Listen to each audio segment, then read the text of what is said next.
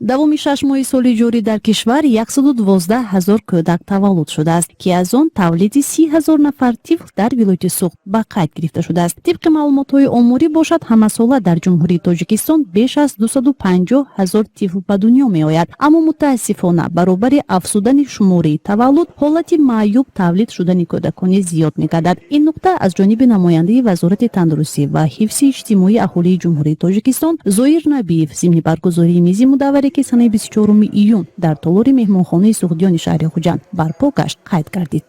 Агар дар ҷумҳурӣ ҳар сол зиёда аз 250 000 тифл ба дунё ояд, ин заҳмати мо шумо аст ки ва ё солим бояд ба воя расад.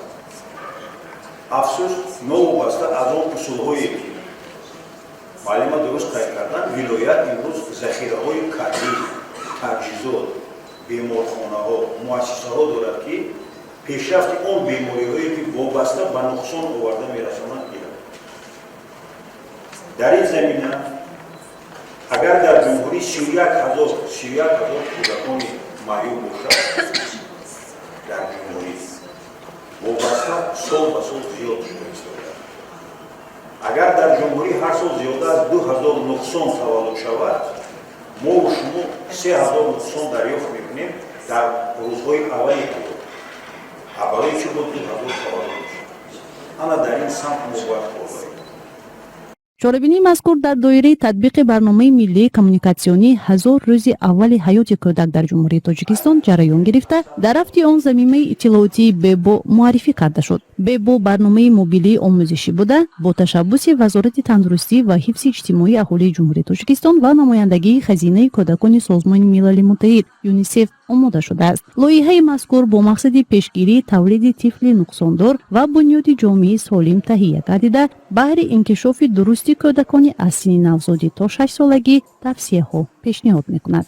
Данное предложение БЭБО предназначено для детей от 0 до 6 лет и охватывает такие сферы раннего развития, как хорошее здоровье, адекватное питание, родительство, раннее обучение и защиту, безопасность.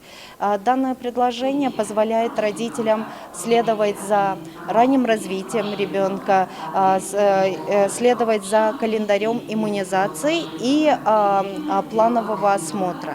Также мобильное приложение позволяет родителям отслеживать рост и вес ребенка.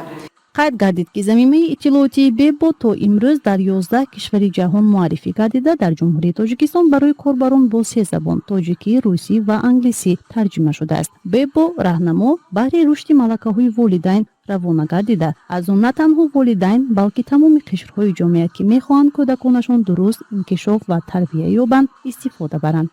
Мобильное приложение, оно, в принципе, предназначено, как я сказала, для родителей, но могут использовать и поставщики услуг, как медработники и воспитатели дошкольных учреждений, потому что есть очень много игр, функций в мобильном приложении, и поэтому в данный момент у нас ведутся беседы с родителями и специалистами медучреждений, чтобы при своей работе медработники могли рекомендовать использование данного приложения для заботы детей раннего возраста. ҳамин тавр муаррифии заминаи БЕБО ва мизи мудавваре ки оид ба сари вақт пешгирӣ намудани тавлиди кӯдаки нуқсондор ва пешгирии бемории кӯдакон дар ҷумҳурии Тоҷикистон баргузор гардид ба охир расид. гузориши Фарзону Ҳодибоева, Валиҷон Дӯстматов, Азия.